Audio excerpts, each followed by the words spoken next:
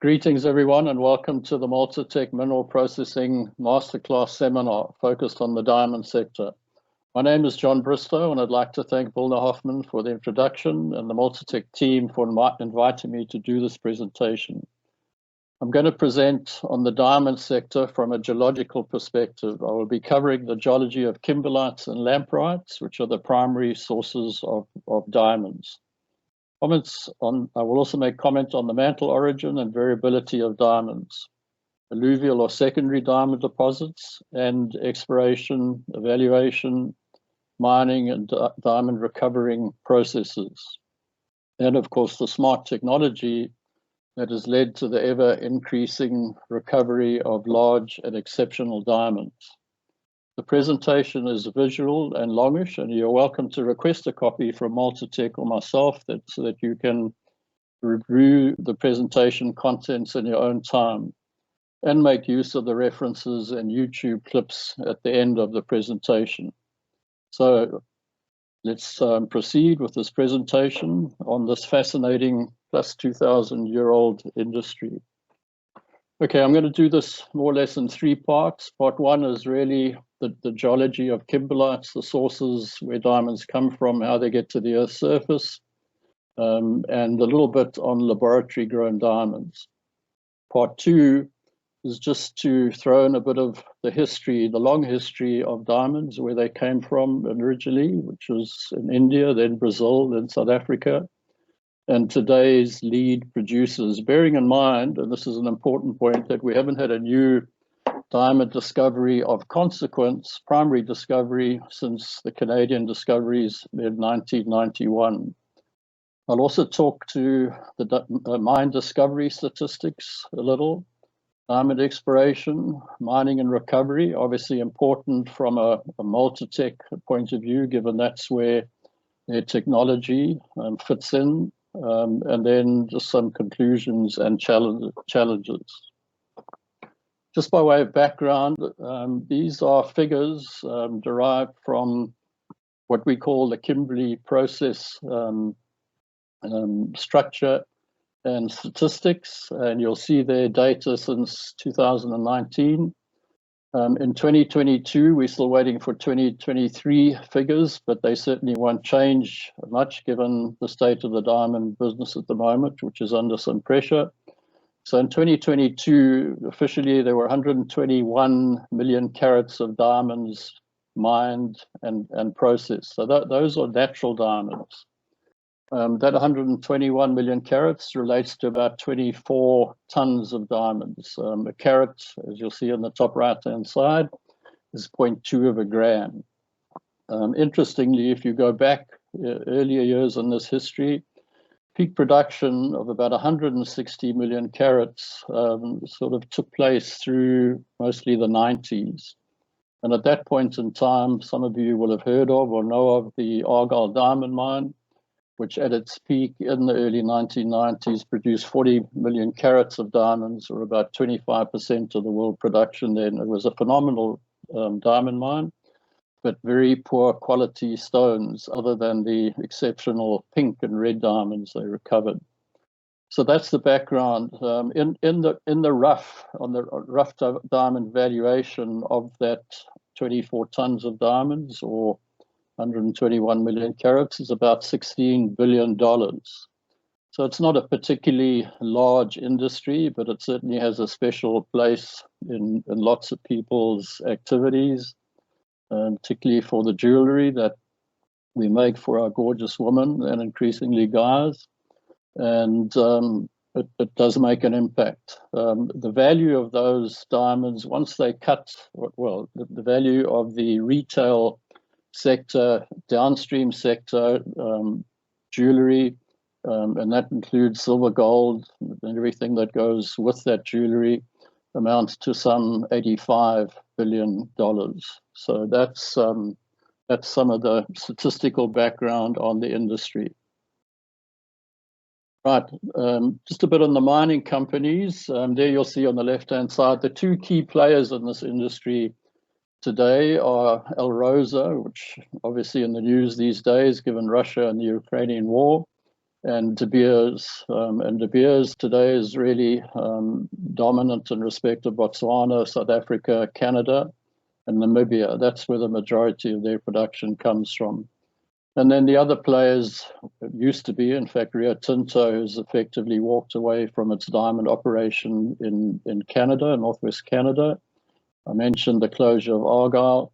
And then there are a number of smaller people. Those of us here in South Africa will know of Petra Diamonds, flagship mine, the Cullinan Diamond Mine, also two diamond mines in the northwest of the Northern Cape. Gem Diamonds in Lesotho produces exceptional large white stones. Lekara Diamonds, again known for the exceptional large stones in Botswana. Lekapa, which is in Angola, and also Lesotho, and AGD, which is a private entity mining one of the pipes, Grib Pipe, in northwest Russia. And then there's smaller players like the Makwa Diamonds, Lipari in Brazil, and all our small alluvial production. And we used to have a number of small diamond mines, but those are all now effectively closed. If you look at the statistics on the right-hand side, and we'll come back to it, we know of in a database, so really recorded localities, something like 8,150 known kimberlites, lamproites, and related rocks. Not going to worry about that now, it gets a bit complicated. But and then if you look at the known number of these localities with measurable diamonds, it's probably about 1,000. As the technology has got better, we certainly can sort of determine diamond content more readily. But out of those, there's only about 1% which have actually been genuine primary mines or projects. And I think most of you in the industry will know that not all projects actually become a mine. But we'll come back to that later. Just a little bit on the production and many uses of diamonds. We all tend to believe that diamonds are only used in traditional jewelry and adornment. Today, there's also a big market in investment diamonds. More and more people are buying exceptional, either large stones or vivid colored diamonds, and use them as a store of wealth. And from time to time, we'll trade them. The really interesting part, and I'm sure lots of you watch the Kardashians occasionally, is beauty treatment and wrinkle treatment. So very versatile rocks are diamonds. And if we go down that list, there's huge application in surgical applications, scalpels, dental drills, biomedical applications. Diamonds are inherently neutral. They don't, if you play with them, they don't damage you, and they've been used as sort of nano diamonds are now used as carriers of medical for medical procedures, basically trying to combat cancer and things like that. So many applications, and then there, of course, many industrial applications, and I won't go into this at length, but cutting and grinding and polishing tools, supercomputing, heat sinks, safety glass, spacecraft windows, super lasers, sound speakers, and engraving, and the list is endless. So people often get quite surprised. I'm sure most of our audience is quite familiar with diamonds, but there's a much larger use of diamonds than just the traditional jewelry and adornment part of the industry. If we look at natural diamond production, and this is a graph from 2006 until recently, and projected by Paul Zielinski, who's the top diamond analyst based out of New York, you'll see there the fluctuations in the business and the steady decline overall. If you look at that diagram from 2006 to 2000, or projected to 2026, you'll see an overall decline in the production of natural diamonds. And that's not going to change in a hurry, because discovering diamond mines takes serious cash, and it's a long-term business. And as I say, we haven't seen a new diamond discovery of consequence since 1991, which was the discovery of the Canadian deposits on the Slave Craton up in northwest Canada. An important thing to also appreciate, and many people find this a bit challenging, unlike gold and every other mineral that we mine, we can typically look up the price of gold at this instance, or iron ore.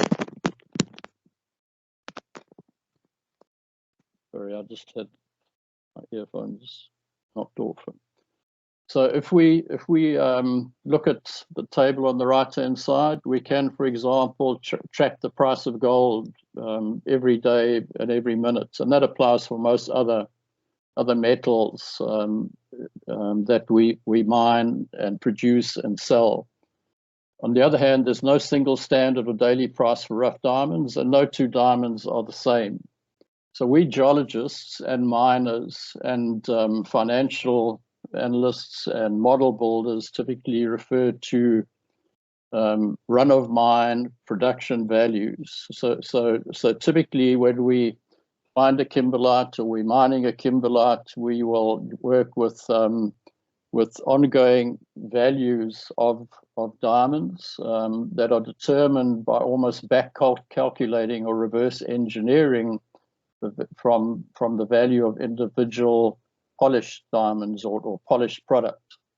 And as I say, it's a little bit difficult for many people to comprehend, but it's certainly a really important point that there's no single price for diamond every day. Every diamond is different, and we just need to bear that in mind when it comes to constructing financial models for valuations or projects. So that the two critical things that are always important from a geological perspective and a mining perspective of diamond deposits, be they kimberlites, be they lamprites, as was the case for Argyle Mine in Australia, or alluvial deposits. For example, we in South Africa are very fortunate. We have some exceptional alluvial deposits in the Northwest Province, along the Orange River from Hopetown, Douglas to Prieska, the lower Orange River, and then we have two of the world's largest diamond plazas offshore, the west coast of South Africa, northwest coast, and the southwest coast of Namibia.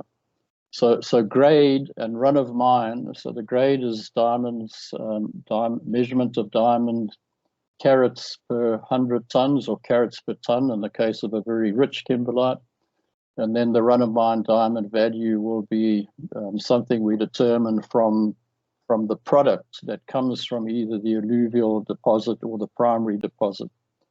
And those are the two critical things that we need to just bear in mind as we move through this business. As a consequence, because we don't have a daily price, many of us geologists, analysts, this is a Paul Zimninski graph again, we work with what we call indices. So we will put together a basket of different diamond production. We'll also look at the polished prices, and we'll come up with an index, which is typically benchmarked back to sort of a date or a time. Each person tends to use his own index, so there's also not always compatibility between people's indexes.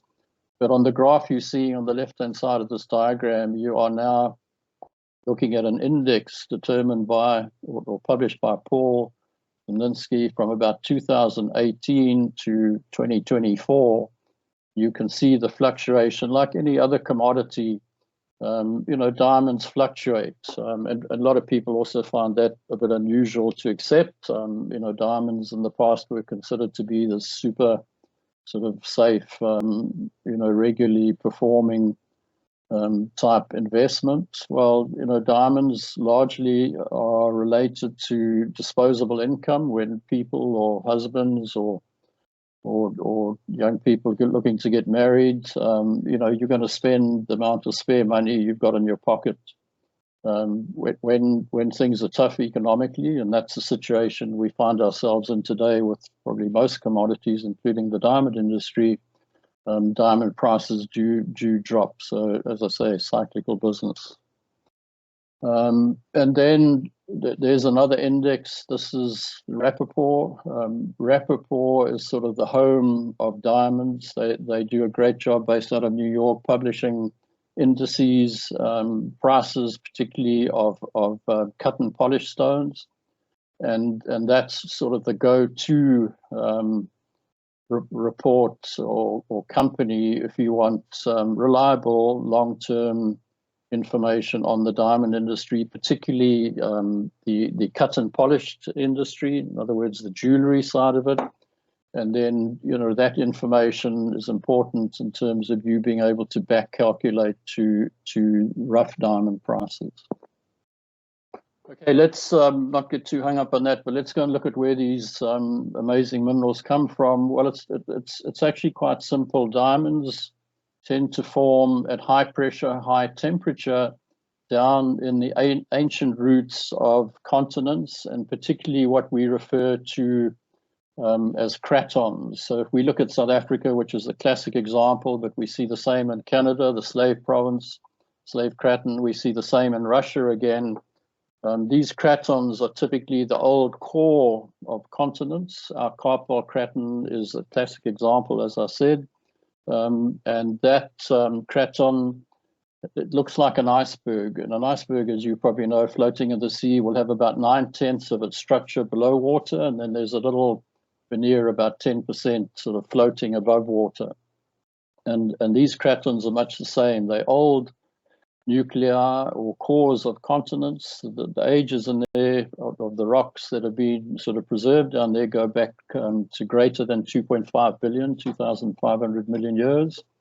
And that's where we both form diamonds and preserve diamonds. And then the important point to realize is that kimberlites or lamprites are simply the passenger train that pick up diamonds en route to the surface. And typically, if we take Kimberley for an example, the cluster of kimberlites in and around Kimberley is probably as many as 40, but only 5 of those pipes, the 5 big holes of Kimberley, actually were mined economically. And it's the same again if we go to Botswana. We have an amazing cluster of kimberlites in northeast Botswana with the world's biggest diamond mine, the Rapa, in the northeast. And then down in the south, we have another cluster at Choneng, close to Labatsi. People will know the geography. And Choneng is the world's richest diamond mine, just an exceptional kimberlite with wonderful diamonds. And I'll show you some of them shortly. And there on the right of that diagram, or on the left, is a cross-section of a typical craton. You could assume that was a cross-section of the Carpal in South Africa, Southern Africa. And you'll see their depth profile on the left, and graphite going to diamond, or carbon going to diamond, just below 150 kilometers and about 1200 degrees centigrade. And on the right-hand side is an image taken some years ago now, but it hasn't changed a great deal, of the kimberlite pipes. Choneng used to be a very big, large kimberlite at surface, but as they've got down to about 800 meters, it splits into 3 smaller pipes, and you'll see there K1, K2, and K3.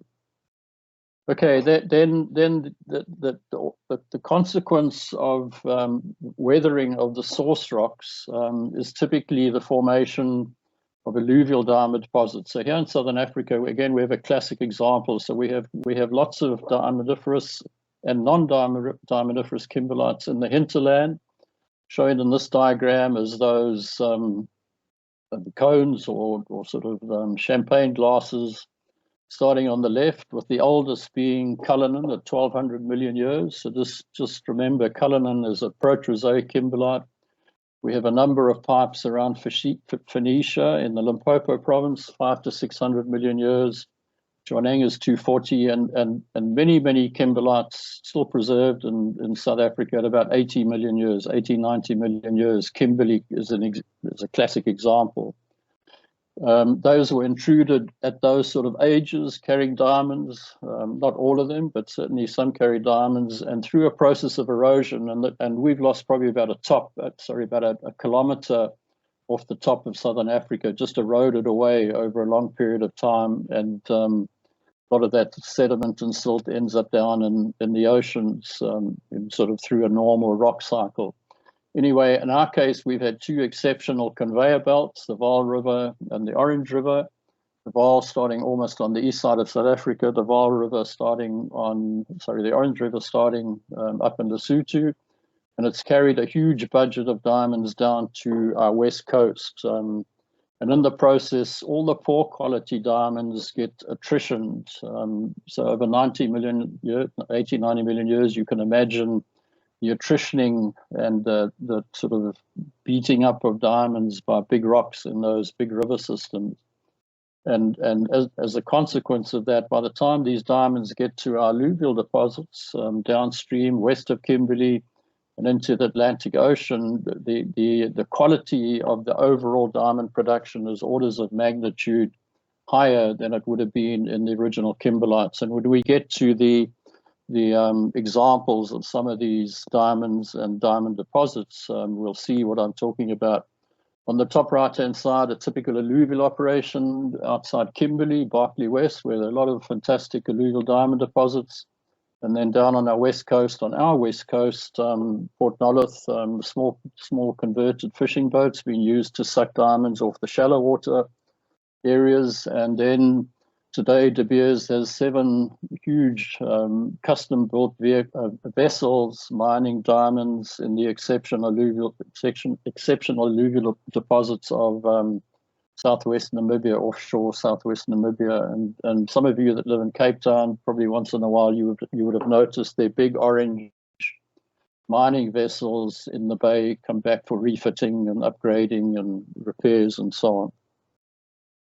Okay, where do we find diamonds or kimberlites and lamproites around the world? This is a busy diagram, but kimberlites and lamproites are effectively spread across the globe. The diamondiferous ones are typically found in the cratonic areas or the old parts of the continent. So you go there from the top left-hand side, Lac de Gras, Buffalo Hills, up there in northwest Canada, north of the Arctic Circle.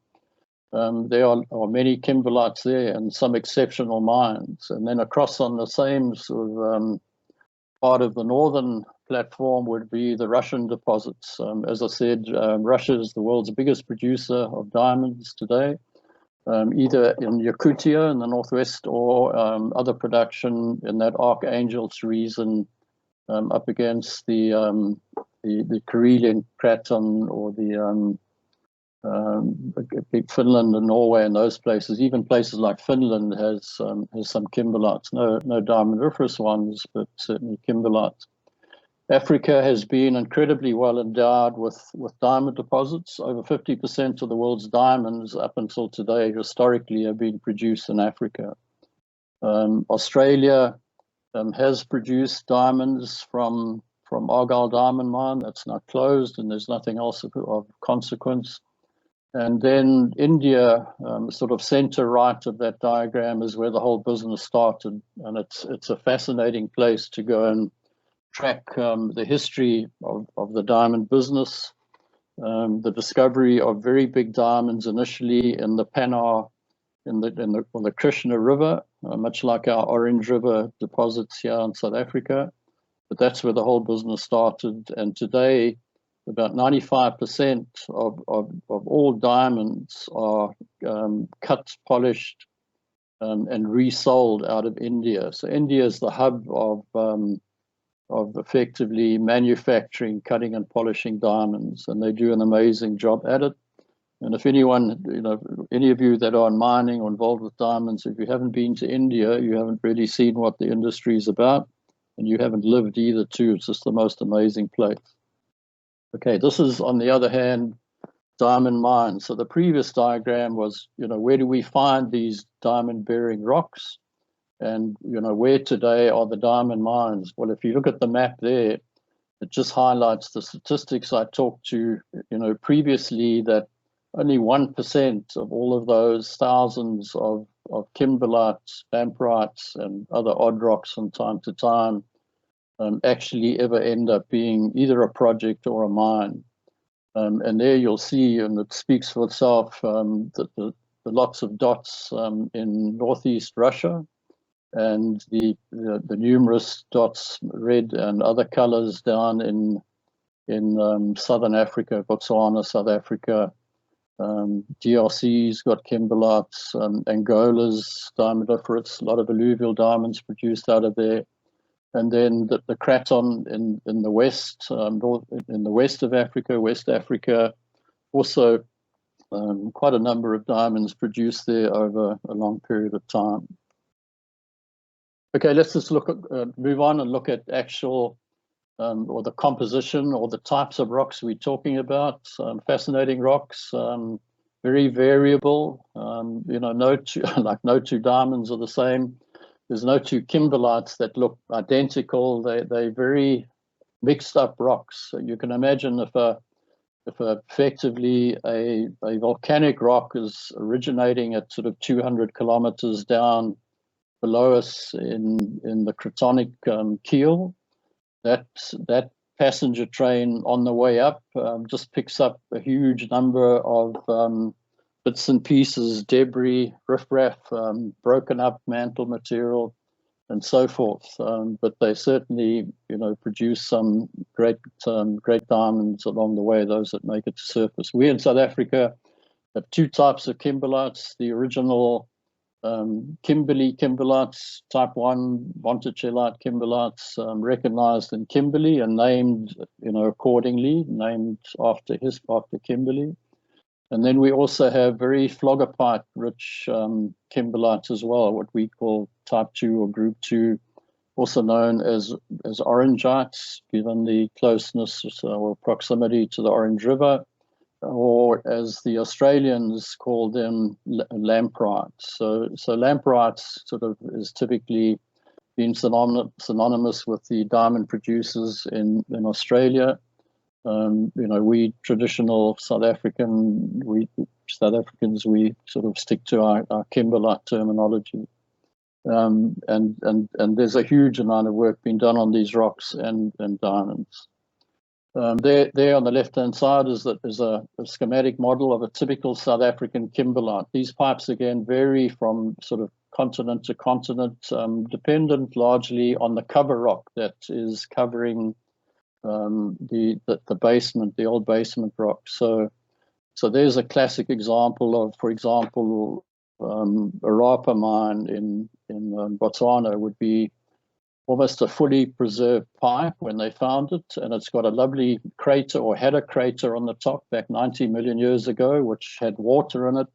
And there have been wonderful records of frogs, fish, and small little insects found in that original crater. And there have been some lovely studies done on that. And it's fascinating because then you can reconstruct what was happening, you know, in terms of biological development and small critters back 90 million years ago. On the right-hand side, top is a sort of cross-section of what a sort of complete crater of a kimberlite would look like. It's effectively a volcano which blows its top, and then you get sag in the middle, and typically you'll get lakes and sedimentary rocks forming as the sides of those craters erode, or as the tuff rings erode and sort of wash back into the overall crater. On the bottom right-hand side is a piece of kimberlite from Premier Mine, where the famous Cullinan diamond came from. And you'll see there it's a very variable, mixed up rocks. The little fragments with white rims are typically country rock fragments, granite and sandstone, and that got stewed by the kimberlite magma. And then if you look more carefully, it's a bit difficult, you'll see minerals like olivine in that piece of kimberlite. These are just a couple of cross sections, which we'll go through very quickly, of kimberlites in South Africa. Phoenicia, which is currently South Africa's biggest and most important diamond mine, up near Aldays in the Limpopo belt. That's De Beers' flagship mine here in South Africa. The other is Letseng, the highest diamond mine in the world, the top of the mountains in Lesotho, known for its exceptional large white stones. And there on the right-hand side is effectively the old lady, the premier, or what's now known as the Cullen diamond mine, which started in 1903 and is still going strong. Petra Diamonds have done a great job there, developing a new C-cut and building a complete new diamond recovery plant. And if we get time, we'll talk a little bit about that later on. Just for interest, these are some very pretty pictures of kimberlites and what we call thin sections. So these are 30-micron slices of rock, and we're looking at them down a special, what we call petrographic microscope, and we use polarized light. So the picture on the top left is the same piece of kimberlite under ordinary light, and the bottom picture below is under polarized light, and we use that to identify different minerals within these kimberlites. And then on the right-hand side are kimberlite from Letseng, which is, as I said, the world's highest kimberlite pipe, produces exceptional big diamonds, and those pictures there are sort of more typically plain light. And you can see these sort of rounded fragments of kimberlite that were sort of erupted in the volcanic tops of the pipes, and there's a lot of very fine white matrix or carbonate and altered material around those rounded clasts. The other important thing about these diamonds, particularly for metallurgists and the plants that, cyclones and that Multotec manufacture, and you obviously do other equipment as well, is knowing the composition and the characteristics of the matrix in particular of these rocks is really important, because these rocks weather rapidly, and if you've got lots of carbonate and lots of fine mica or phlogopite mica, the consequence of that rapid weathering is you're probably going to end up with a lot of slime or slimes, and you need to take those sort of things into account in terms of designing your flow sheet and the equipment you use along the way to process that material and end up recovering the diamonds, which is obviously the critical value component. This is a couple of slides just quickly on the Argyle lamprites, northwest side of Australia. In that diagram, you'll see on the right-hand side here the 1,100, in other words, again, a Proterozoic 1,100 million-year-old Argyle diamond mine. Phenomenal deposit, just pretty ordinary diamonds. On the left-hand side of that diagram, and it's also a cratonic, old sort of circular cratonic structure. On the left, you get much younger lamprites, the Ellendale pipes, 20 million years, huge age difference, and very few diamonds. They have been mined from time to time. They produce lovely yellow stones, but not really enough to make them economic. And there on the right-hand side, in this case, is a model of the lamprites, which are rather more slim in the pipe and very broad in the surface when they are intruded or erupted. And there's again a picture of those younger lamprites on the left-hand side, the Ellendale pipes, and the pictures, images on the right-hand side are again photomicrographs. These 30 micron slabs of rock looked at down a microscope, and the first thing you'll notice there is the brown matrix, that fine material in between the big olivines. It is full of fine mica, and you can see big brown crystals of mica on the bottom right-hand slide, which is another lamprite, Rice Hill, also in West Australia. And there too, those rocks typically are going to produce lots of fine micaceous material, clayey material, and you've got to build that into your process sheet. Okay, let's just look very quickly at diamonds. Diamonds are, as I've implied, diamonds form down in these cratonic keels, greater distances, greater than 150 kilometers. The pressure down there is then plus 50 kilobars, and at about 1200 degrees centigrade. Nowadays, we can actually date diamonds very successfully, particularly diamonds that have an inclusion, and I'll show you shortly. And one of the fascinating things is that with all the modern technology and work done, a lot of this was started courtesy of De Beers and donating small diamonds with inclusions for study. You can see the age of diamonds and the evolution of diamonds. Their diamond ages go back to nearly 3 billion years. So diamonds have been largely sitting down in these ancient keels or cores of the continents for almost since the start of the formation of the Earth. Very robust, very tough. And every now and then when we get a kimberlite passenger train coming to the Earth's surface, you pick up these diamonds and bring them to the top and we mine them. But you'll see there's two groups of diamonds we recognize, Harzbegidic, there with ages of say 3.5 to 2 billion years, and then younger diamonds, probably related to subduction events, mountain building events, carrying oceanic carbon and crud down into the mantle again, and at pressure allowing diamond to form. But those two sets of diamonds have very different characteristics, and we're not going to get into that, but anyone who's interested can certainly look at this presentation and follow up with us if you would like to pursue it further. There's some images of diamonds showing these inclusions that I've just referred to. On the left-hand side is a graphite inclusion in a diamond. You can see the dark outline. The right-hand side is a beautiful pyropic peridotite garnet.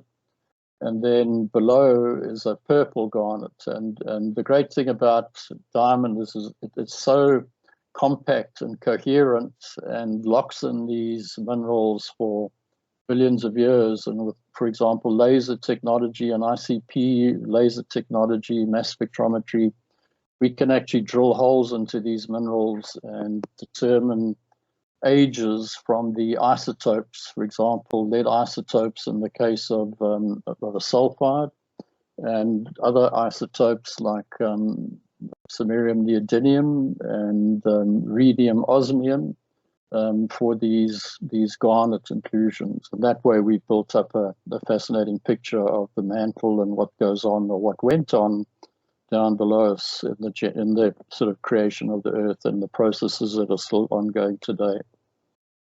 Again, when you look at these are slices of diamonds, very thin slices, and then studied in special technology. The diamonds are very seldom an absolutely uniform structure. In fact, many diamonds form from a seed. In this left-hand diamond, you'll see that black seed. And on the right-hand side, you can also see in the middle of that polished section, again, a sort of core or seed, and equally below on the bottom right diagram, you can see the amazing growth structures. And in fact, many diamonds sitting down there, they're not static. They go through processes of resorptions, and resorption is typically when there's oxygen around, and then they'll grow again in a reducing environment. So if there's lots of nitrogen and it's a reducing environment, then the diamond will carry on growing. And this principle is much the same as the way diamonds are grown today. You will have heard of synthetic diamonds or lab-grown diamonds. Typically, they seed. They use seeds in effectively it's like a microwave, but under very high temperature, very high vacuum, and a reducing environment. And they grow wafers of diamonds, and then you cut and polish those into whatever you need. Okay, let's go back to real diamonds, just to show you the variability I said at the outset. These diamonds on the left-hand side, they're lower on Multotec Maya, which used to be the world's largest producer in what is today the DRC, the old old Zaire, and Multotec Maya produced tens of millions. At its peak, it was probably close to 15-20 million carats of diamonds from one sort of general locality, but those diamonds were worth probably $18 a carat, really most useful for industrial processes. And again on the right, so many of you will have heard about the Marangi diamond deposit. it came into being. It was a deposit discovered by De Beers many years ago during their action or exploration in Namibia. They walked away from it at the change of politics. And in sort of 2010 to 2015, there was a massive, rush to mine these diamonds in the southeast side of Zimbabwe. They basically, in metamorphic rocks, they'd weathered out an old ancient beach 1,000 million years ago, and a huge volume of diamonds produced over a relatively short period of time, but generally very poor quality. Okay, we can't talk diamonds without looking at Argyle, and particularly the pinks. This is the Argyle diamond mine. It was a massive, originally open pit, 1,100 million years old. Subsequently went underground, was closed in 2020, and mined most of its life by Rio Tinto. They did an amazing job. And if you've got pinks sitting in your bottom drawer, well, look after them carefully, because these sort of stones on the left-hand side here today are selling for $2 and $3 million a carat. So 0.2 of a gram, and you can sell them for $2 to $3 million and growing.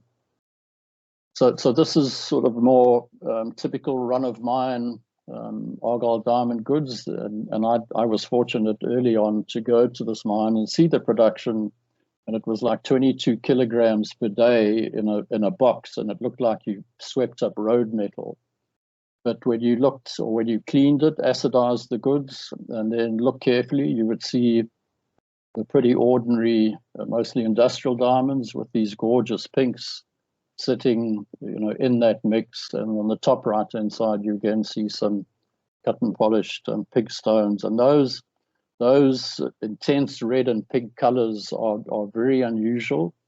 And we won't go into it now, but they actually, that color, because of plastic deformation and the way that light then refracts through those stones. And in the early days, when they cut and polished those diamonds on a lap, they would explode because of the heat being built up in them. So Argyle Diamonds and then Rio Tinto did some pretty neat work, and the Indians, developing technology whereby they kept the heat, or they kept the diamonds cold, and that way they were able to successfully cut and polish.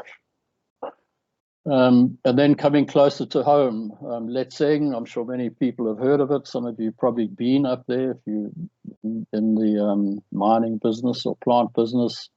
It's the highest diamond mine in the world. The kimberlite itself is extremely low grade. I haven't talked about that for now, but typically primary diamond mines, the kimberlite, you would be looking at 100 carats per 100 ton of material. That's considered a decent grade. Choneng is probably about half that. Letseng diamond mine, the recovered grade is probably at best 2.1 carats per 100 tons, which is effectively equivalent to a high grade secondary or alluvial deposit. But those diamonds, they're run of mine in Letseng, and they published pictures. Gem Diamonds is a LSE, London Stock Exchange listed company, so you can see all the information. Those diamonds, sort of long-term average, are up at sort of $3,000 a carat. Kimberley mines, $100 a carat run of mine, and here you're looking at $3,000 or thereabouts dollars per carat run of mine. So just exceptional diamonds. And one of the hallmarks of the Lesotho production, other mines there like Kaur, which produces exceptional pinks. And it's interesting, there on the left-hand side is a 13.3 carat pink diamond that's sold in the rough for $8.8 million. In other words, $661,000 a carat. So these really are the best of the best when it comes to diamond mining, and one of the most critical things, and that's where us geologists always used to have our head-butting and challenges with the metallurgists and the engineers and the plant builders, is just you don't want to break these diamonds, because there goes serious revenue down down the tubes. Okay, Cullinan Diamond Mine, again, the same thing. These most amazing white, clear white, crisp stones, including the original Cullinan stone, 3,100 carats. And that was probably part of a bigger stone or two. And its other characteristic are very rare and exceptional blue diamonds. And the blue diamond is due to the presence of boron. And if you look at that 20-carat stone and its dollar per carat, $747,000 a carat. So just exceptional stones. And these stones effectively, drive Cullinan success, or for that matter, Petra's success. You need to find a couple of these stones quite regularly, because the ordinary run-of-mine rough production from that mine is pretty ordinary. Okay, let's move on further to our alluvial deposits, and they're really fascinating. So we've now gone from the primary kimberlite, in most cases very ordinary mixed population of diamonds, low run-of-mine average value, as I said. Kimberley mines right from their start were probably originally $50 a carat run of mine. As the market got stronger over the years, it got to $100. The three old mines at Kimberley still being operated today, along with all the old tailings, which are still diamondiferous, also being reworked. And their average dollar per carat out of all of those operations is typically round figure $100 a carat. Here now on the left-hand side, we sit with some gorgeous alluvial diamond deposits not far from Kimberley. Holpine Kliptown is just north of Berkeley West. And the production value there today is probably $2,000 a carat run of mine. And you'll notice a little 7.28 carat diamond sitting in the middle of that production. The average stone size there is close to 2 carats a stone. That's out of the alluvial deposits. On the right-hand side, interestingly, are diamonds from our west coast, Alex Core alluvial mining deposits, effectively state-owned. Many of you will have heard about it, seen it in the news quite often.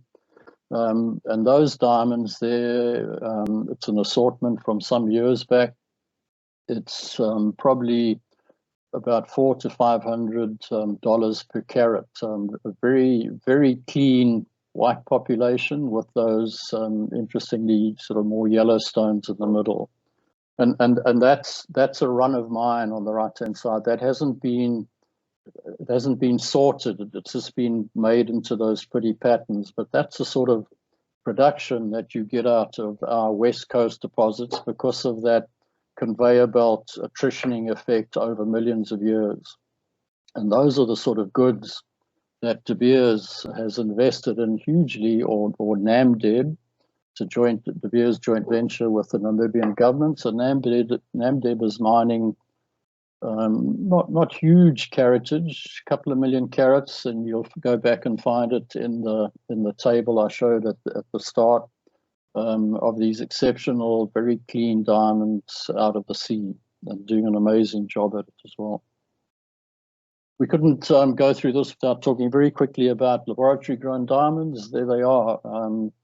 Typically, synthetic diamonds were in the early years made in high pressure, high temperature presses, and De Beers, today known as Element 6, were one of the key developers of that technology.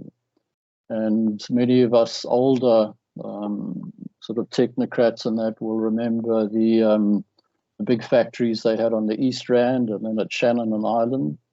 And more recently, De Beers has built a very fancy facility in the western US, in Oregon, because apparently the cost of electricity there is more reliable and cheaper, and it all comes from hydro, so it's clean.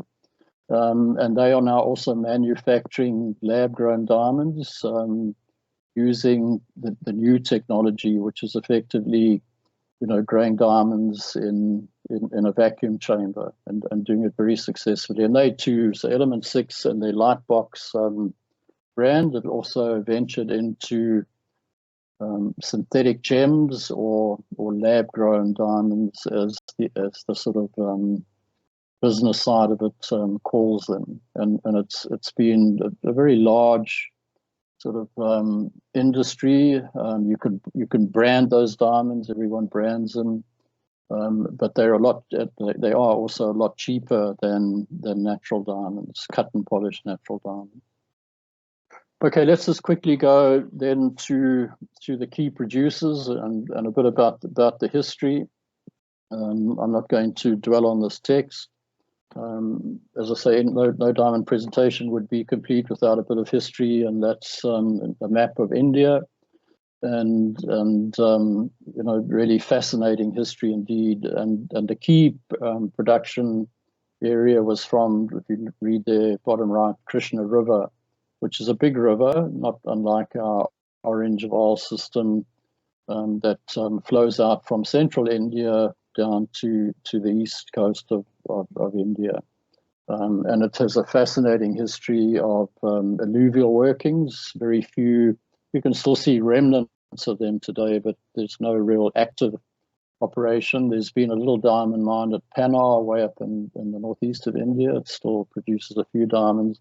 But the important thing is, if you look on the right-hand side there, India has a fascinating history too of exceptionally large stones, going back to the things like the Great Mogul, the Nizam, and the Orloff, which have amazing histories, and the Koh-i-Noor. If you go and look at any, or Google diamonds and historical diamonds, those sort of stones names are going to come up regularly. And then the second key point I made about India is that about 90% of rough diamonds are cut and polished in this country, and it's a huge business. A place called Surat, northwest of Mumbai, is the main center, which back in earlier years produced, when there were higher production of diamonds, employed about 1 million people, family businesses, and an amazing productivity, precision, the quality, the cuts of the Indian diamantaires are really exceptional. Technology is playing a huge and growing role in the diamond sector, right from exploration right through to cutting and polishing. And there's wonderful technology today with that diamond on the right-hand side.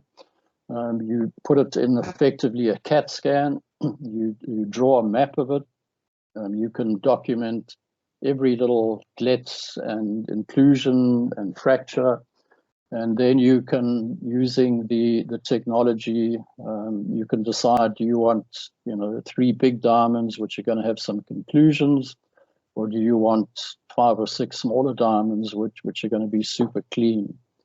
And it's really made a huge difference to the productivity and efficiency of this business. Previously, if you had a 1 carat diamond of a decent shape or cuttable stone, you could more or less assume that you would only get a 50% recovery when you cut and polish that stone. Well, certainly with the technology available today, they're doing a lot better than that, which makes a big difference, obviously, to your bottom line. Then from India, which, as I said, goes back 2,000 years, the industry switched to Brazil for a short period. It's sort of promised but never really delivered. So certainly has a lot of fascinating big alluvial diamonds, but finding the source of those diamonds is still a bit of a mystery. De Beers spent a lot of time there, and we spent a lot of money, but didn't really find anything too exciting, except the Brunei kimberlites in the northeast part of Brazil, which De Beers eventually left, or the company there called Monopros, and that diamond mine or cluster has been mined by a small private company. But certainly the country has many diamond showings, including some big ones. And these are just some records of, again, historical diamonds, famous diamonds, the Presidente Vargas, Santo Antonio, Darcy Vargas, and it still now and again produces big stones. And there on the bottom left is some of the production from that small diamond mine in the northeast of Brazil called the Bristow diamond mine. Okay, let's come back to home. And sadly, we have an industry which is very much in decline. I think it's a general challenge to all our mining endeavors. That's obviously some of the Kimberley big holes. The one on the top left is what we call the joint shaft, the Toitspan and Bultfontein. In the bottom south end of Kimberley down in Beaconsfield. At the bottom middle there, you'll see the cluster of kimberlites that I referred to previously, and the green dots are the mines. Left-hand lower is the famous Kimberley mine, and on the right-hand side is the sketch you've already seen of the kimberlite model, intrusion model with the pipe. You get sills, and then sort of 2 kilometers, I guess, max. It's hard to keep rock joints open. Down at that level, it's like our deep gold mines. If you go deeper and make a hole, that hole wants to close itself quickly. So the roots of these kimberlite pipes are actually in fissure systems, very narrow, at best 90 centimeters.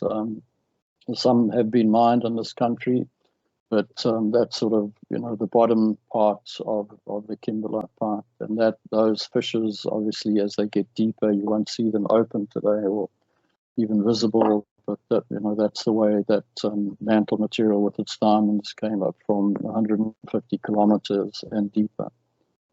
Most of you will be familiar with these images, so I'm going to skip those quickly, and then let's quickly go and have a look at Russia. The world's largest diamond producer, obviously very much in the news these days with the Ukrainian war, but nevertheless they did a remarkable job there. They discovered diamonds in 1954, actually by a woman out there exploring, 2 of them. And bear in mind, these diamond mines are all behind the Arctic Circle, and when you go there, it's fascinating. If you're lucky, you go in the short summer. If you're unlucky, you go in the winter, and everything is frozen, and everything is in the permafrost, and it's a whole new challenge. It's the same as the Canadian diamond mines, and credit to these people who developed these numerous diamond mines, subsequent to 1954.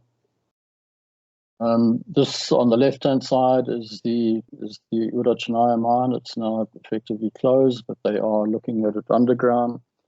On the right-hand side is just a run-of-mine production from one of the Russian deposits.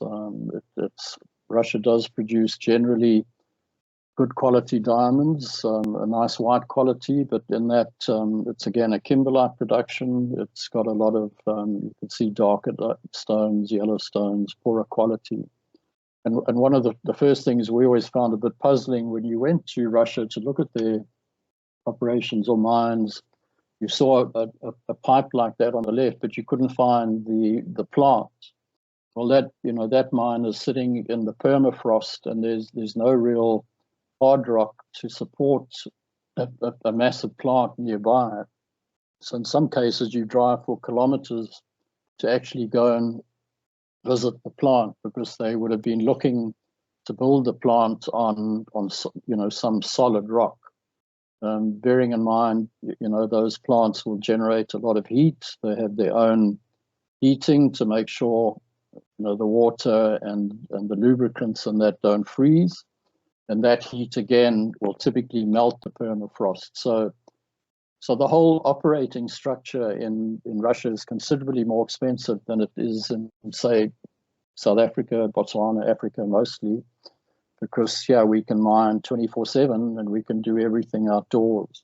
When you go to Russia, you've got to contend with the weather challenges equally in Canada. And looking at mine numbers over the years, operating costs in places like this were always sort of 3 to 5 times what they would be here in South Africa, particularly in the days when we had a reliable Eskom. Okay, this is West Russia. These pipes were found much more recently, 1975. There's a cluster of about six, and a number of them are being mined. You can see the Lomnosova complex on the top right to you, adjacent kimberlites. On the left, the Grib mine. Again, costly operations because here they've actually elected to strip thick overburden and open up the kimberlites. Again, the country rock is not exactly great for sinking deep shafts. So, their mine challenges and their costs are certainly a lot higher than what we have to contend with.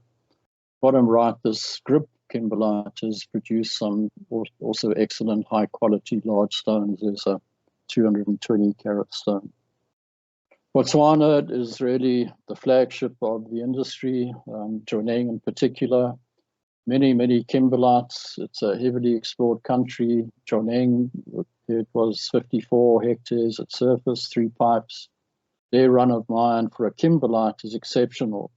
$205 a carat. Well, I've been talking about sort of $100 a carat. It's probably actually more than that today.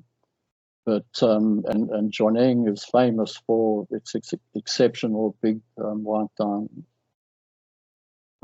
There, just for example, is an open pit, the Arapa open pit. That at surface was 110 hectare kimberlite, discovered in 1967. Some wonderful prospecting work to recover or find this pipe under the Kalahari sand.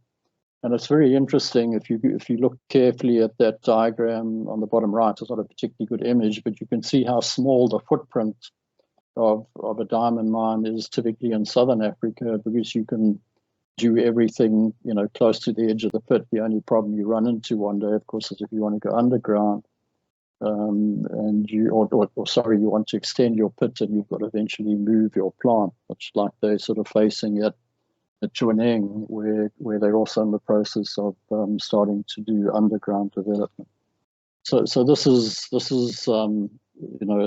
local. It's very big operations, and again, we've seen the benefits of the technology today. When I started with De Beers in 1983, and we worked as a service provider out of Kimberley on all these mines, diamond breakage was as much as 30% in these mines, given the nature of plants, engineers who wanted to crush the hell out of rocks, and I say that with respect, and recover every diamond they could, or piece of diamond.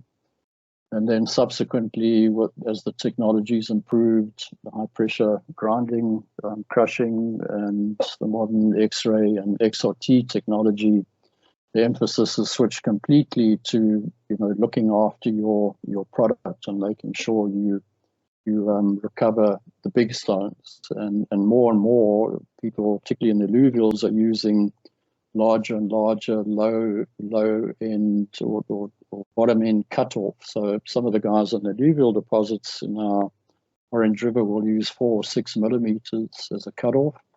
And even some of the kimberlites today, you're seeing the lower end cutoff being increased in the interest of recovering big stone.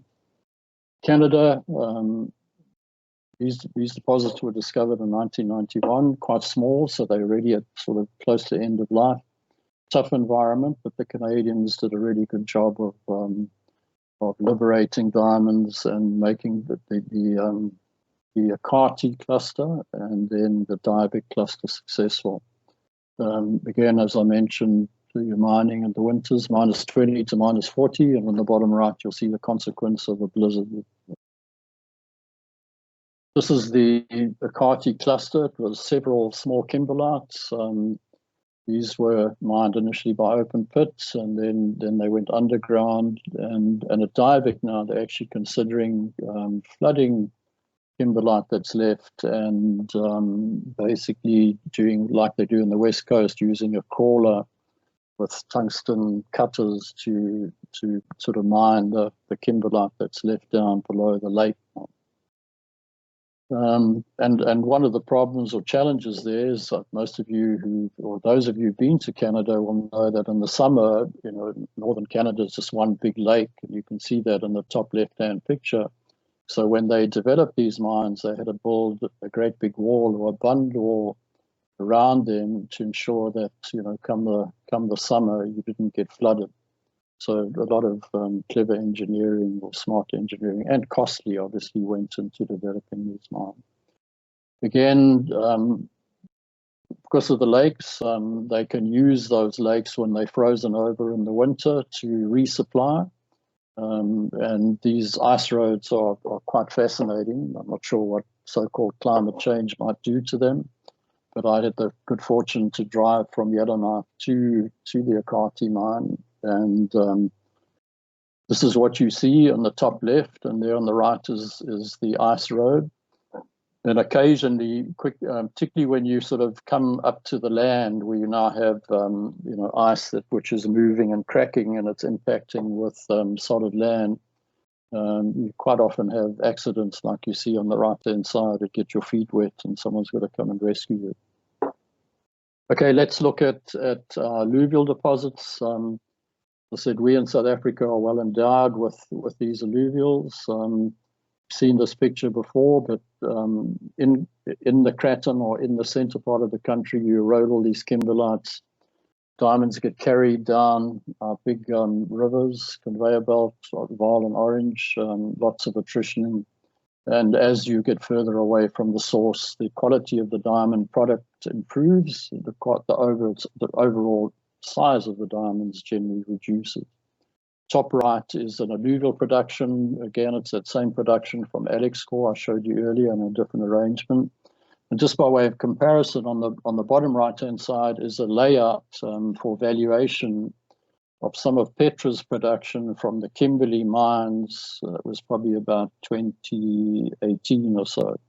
And you'll see straight away when you look at a Kimberley or kimberlite production, a primary rock production, there's a tremendous variation in the color and the quality. Not that clear on that image, but it's very different to the obviously the image above. And that's the beauty of the alluvial business. We in South Africa have diamonds, alluvial diamonds, all the way from Schweizeranica, middle of the country, Valmonstadt. Many of you, or some of you, will have visited the diggers or the delvers along the Vaal. And then we get to the exceptional diamond deposits of the Middle Orange River, Hopetown, Douglas, Prieska, and then these immense and very extensive alluvial marine deposits, originally on land and now offshore along our west coast. And there on the right-hand side are all the concession boundaries for our South African northwest coast up in the Namaqualand. This is how, in a sense, it started. The small delvers and early prospectors, digging on the land surface.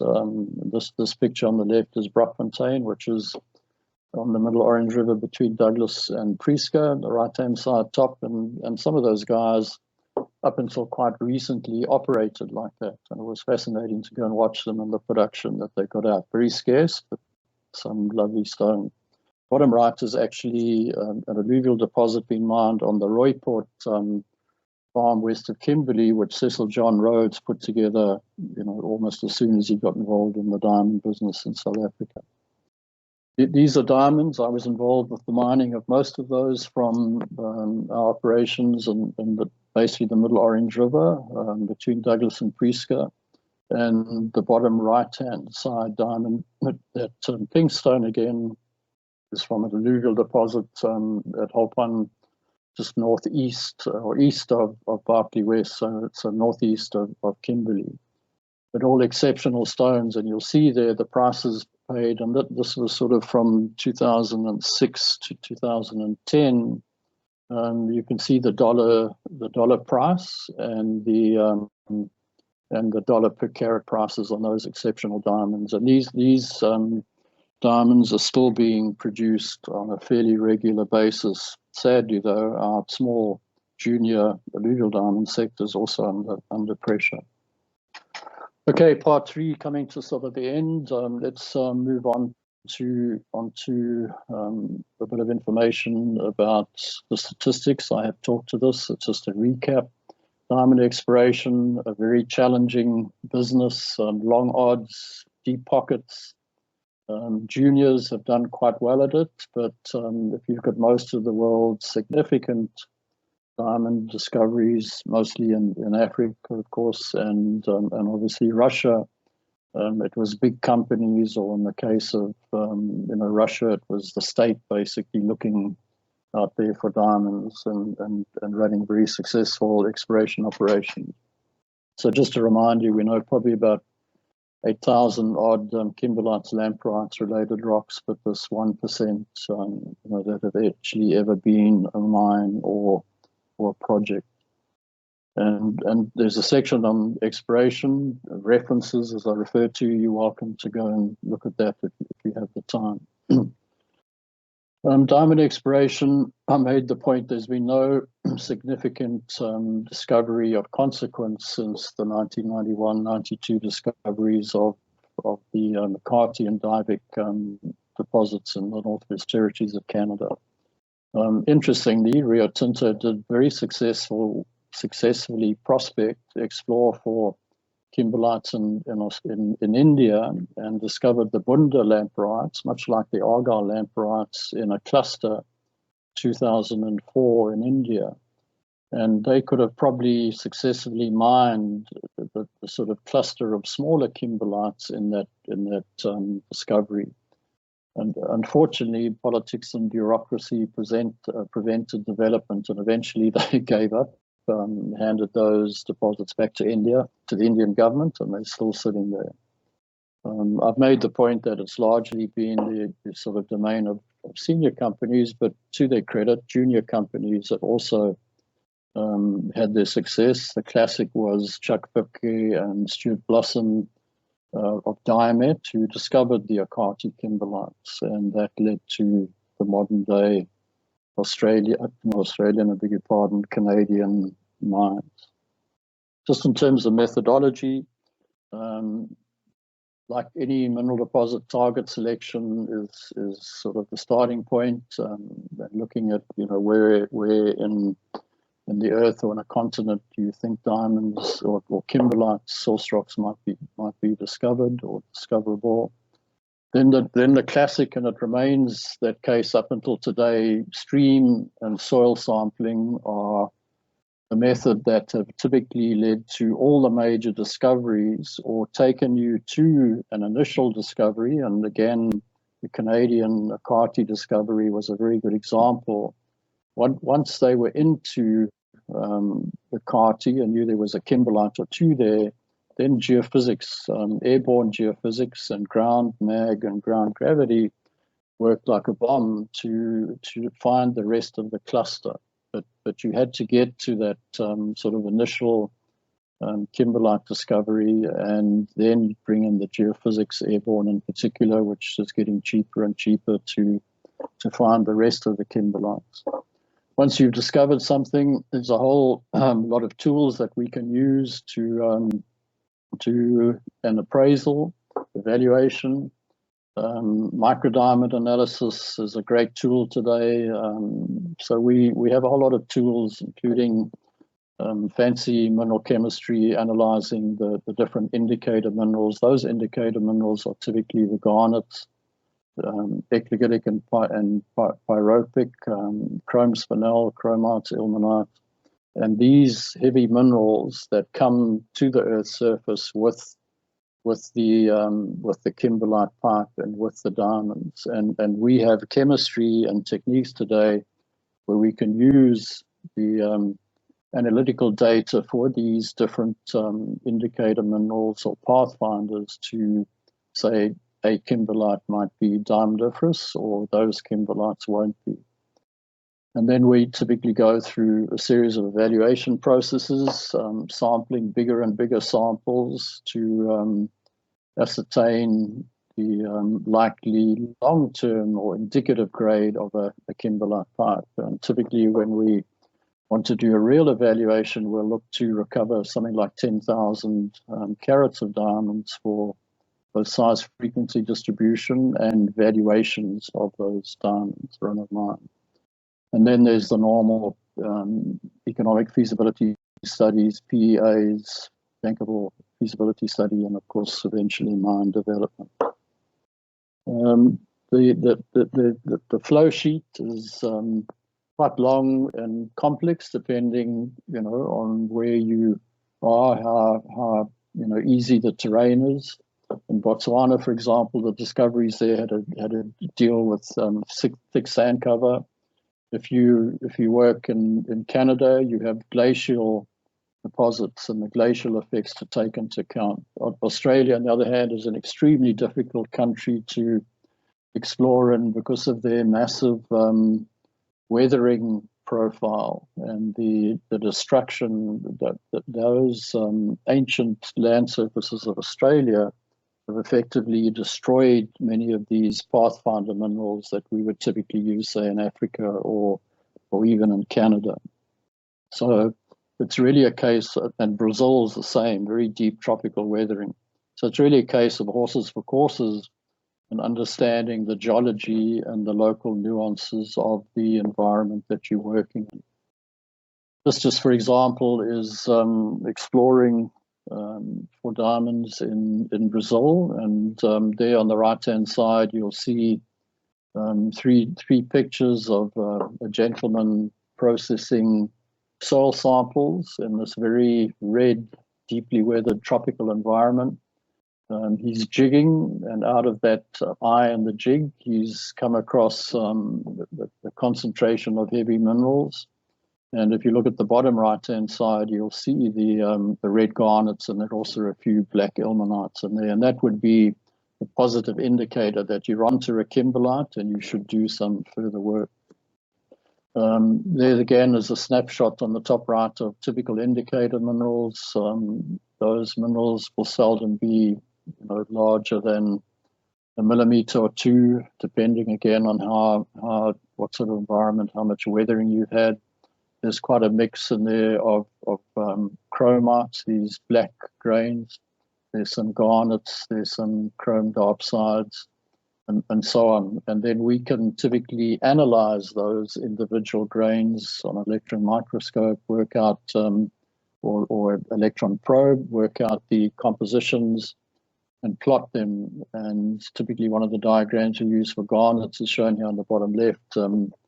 Garnets from the diamondiferous kimberlite, New Zealand's southeast of Kimberley, typically has lots of what we call low calcium, high chrome garnets. And then if you go back to this Canadian example on the bottom right, you'll see a very different pattern. And that's quite important when it comes to distinguishing what might be interesting in diamondiferous and the one in the middle, which is not diamondiferous. Another technique we use extensively nowadays is microdiamond analysis. If we take 20 kilogram samples and enough of them, and we fuse them either by a caustic fusion process or dump them in hydrofluoric acid, pretty dangerous, lots of health and safety. We end up with a microdiamond population, typically diamonds less than 1 millimeter inside, or actually less than 0.85. And we can do statistical analyses of those very small microdiamonds to predict what the macro grade would be. So another important tool, but expensive. You've got to collect those samples from somewhere in the world, or drill holes, put carbon into a very sophisticated laboratory, do some fancy chemistry, and eventually end up picking these extremely tiny particles and making sure you don't have contamination. Geophysics, as I said, an increasingly powerful tool, particularly when you're in a cluster. So this example here on the left is from Nunavut Island in northwest Canada, and you can see a whole cluster of kimberlites showing up here. And most of those kimberlites were actually targeted and shown up by low-level, high-resolution aeromag surveys. So it's certainly also got a very important place in our kimberlite exploration and discovery process. Just a bit on diamond mining methods. I don't profess to be a miner, but I've had experience of it, and these are just some examples. On the left-hand side are the, as I said, rather small kimberlites mined in the Ekati cluster. There you can see 3 of the pipes Cola, Panda, and Cola North pipes. And these were successfully mined as open pits, and then they developed an underground workings, and three of them, they were fortunately close by.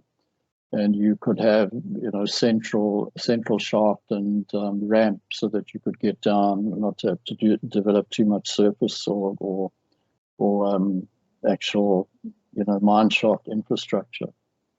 On the right-hand side is the quite famous Litseng open pit diamond mine, still open pit today, up at 3,100 meters in the Lesotho, and a producer of exceptional diamond.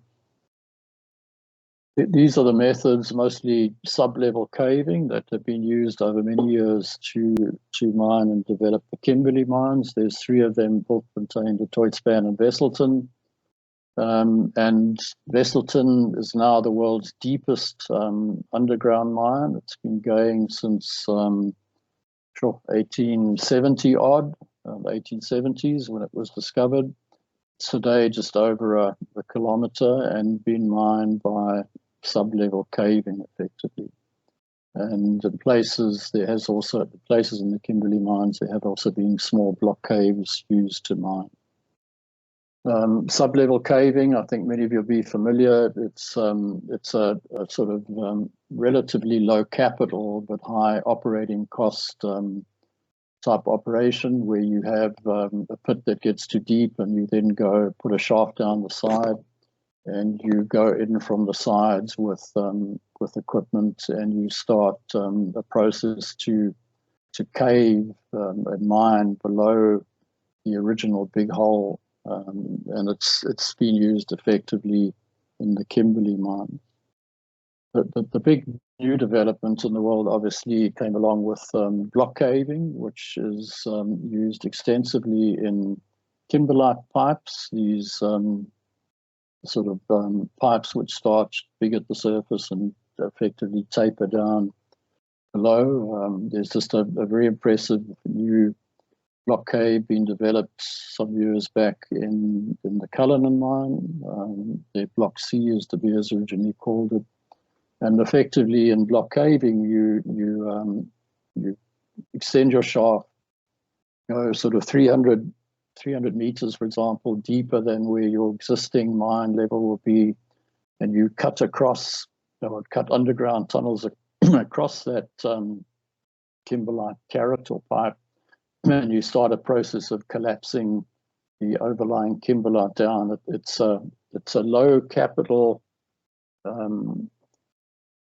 long-term development process, and it's a high capital, low operating cost, but it does take some years to get your block cave working properly, and hence, finances do come into it in terms of you having to develop this new underground mine, but then wait 2 to 3 years for the block cave to actually start functioning efficiently.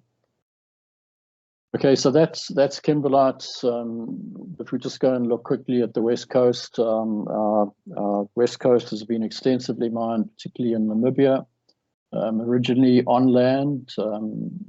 This was just north of the Orange River. This is the original sort of Arrondiment deposits and all the extensive beach mining. There's now sort of reclamation work going on and tidying up and mining old remnants, old blocks. And that's been an amazing producer of diamonds. If you look at the right-hand side, this green belt from the Orange River mouth to Camas Bay, produced an amazing number of really exceptional high-value stones.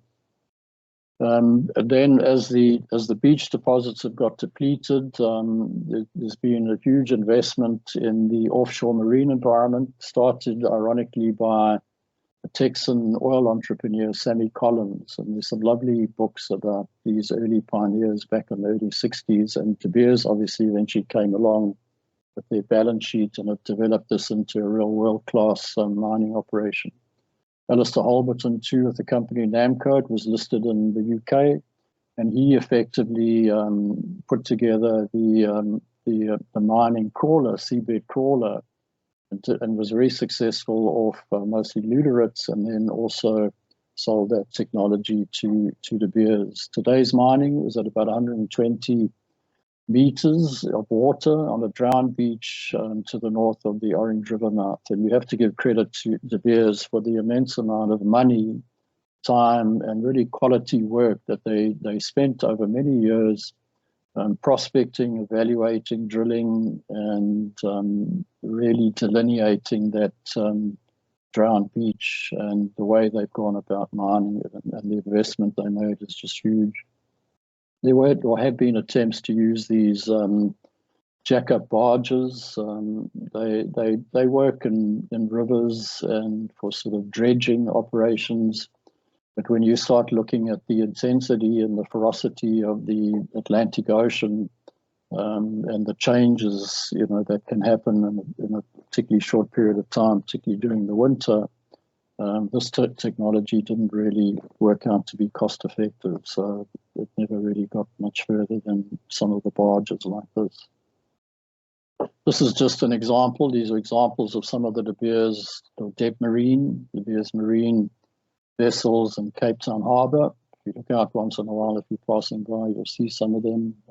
Well-known names: Denmark Pacific, the Carib, which is, I think, more of a prospecting vessel. And then some of you will be aware that 2 years ago now, De Beers launched the Benguela Gem custom-built vessel. It cost something like $46 million just to build the vessel, and then they floated it, brought it to Cape Town and fitted it out with their diamond recovery plant in Cape Town. It's an amazing vessel, amazing technology, amazing GPS positioning, and amazing side thrusters that can keep it standing on a point in the ocean until the seas get too big, but very smart technology. Ore processing and treatment, I've alluded or indicated earlier on that the technology in this business today is really remarkable and still, developing. And I suspect that's the case. As I said, I'm not a plant and processing engineer, but over the years that I've been in the industry, just to look at the developments that have taken place in every respect, from ore extraction, in other words, mining, comminution, screening, big savior and development of the alluvial diamond business has been the ability to very effectively remove fine sand, particularly obviously when it's dry.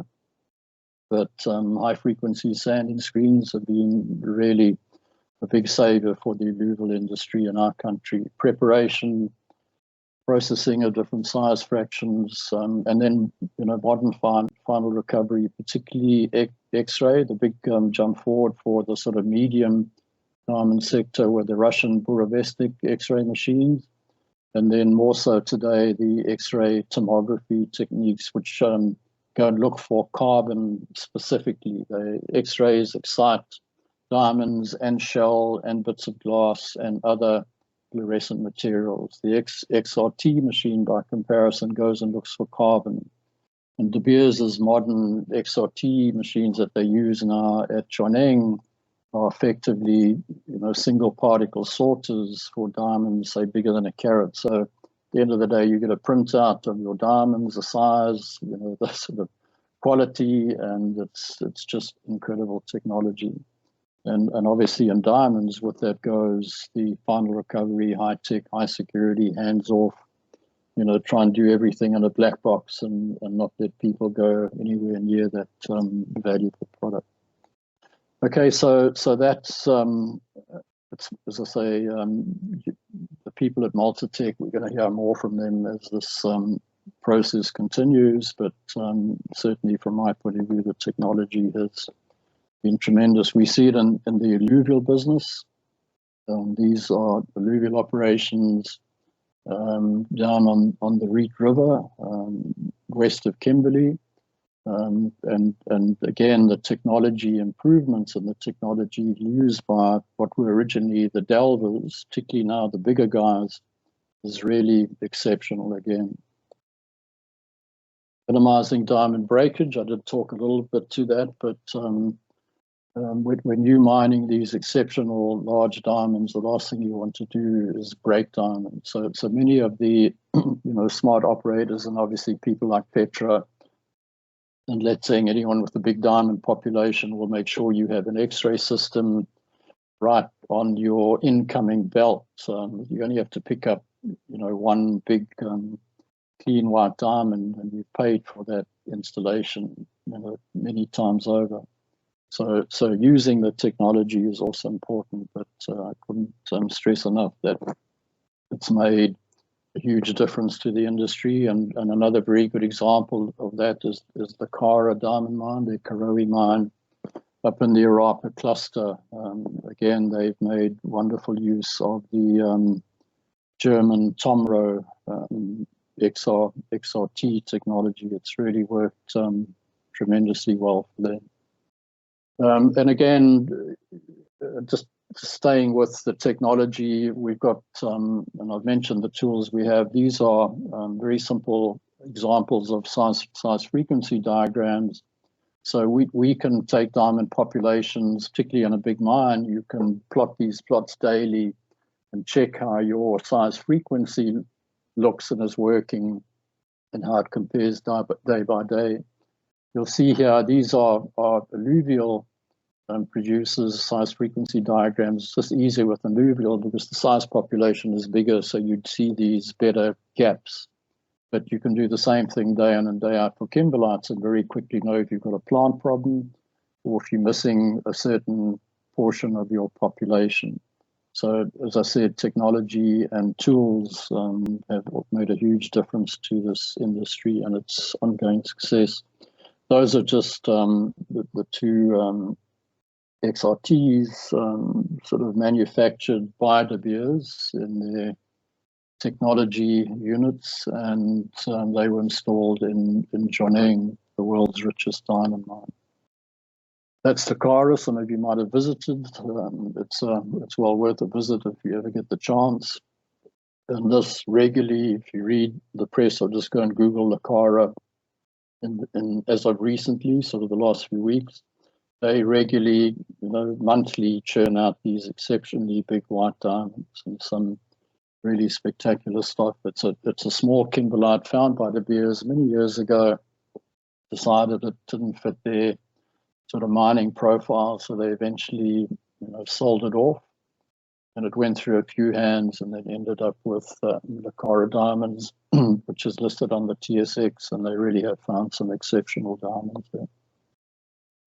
Mine closure and rehabilitation, just to wrap up, all good things come to an end, and I think sadly, this tends to be a rather neglected part of our business, particularly, unfortunately, in South Africa, and we won't get into detail, but when we look at some of the legacies around the country and how we haven't really done rehab, and we generally try and pass on the liabilities to some smaller group, that really comes back to bite. And we know of many of the unfortunate legacies and dust problems, and now there's armors who get into these operations or these old operations and cause problems again.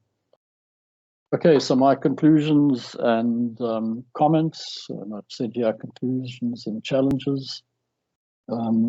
It's been an exceptional industry. I have every confidence, obviously I should, that it's got some years to go. It does have its challenges. It's a cyclical business. All of those points there are, I think, if you know the industry pretty well, common sense. And one of the big challenges is we've had no new world-class discoveries of natural diamonds. In other words, a new diamond mine. So, that in a sense has allowed the entrance of the synthetic gems and the jewelry lines that have now come out of those synthetics. But, competition is always good. And looking at the bottom left, it's resilient. It's 2,000 years old. It's been through the Great Depression, 2 world wars, the US recession in 81, 82, the global financial crash and COVID pandemic, and it's still going. So tough at the moment, but I'm sure it'll keep going, and probably one of the deficiencies or weaknesses I do see, and this is not, I'm not alone, but talking to other producers and top analyst Paul Zemlinsky in New York, it's also been a business that was driven by successful marketing. The diamond is a girl's best friend. So general feeling is we need more and more rigorous marketing of the industry.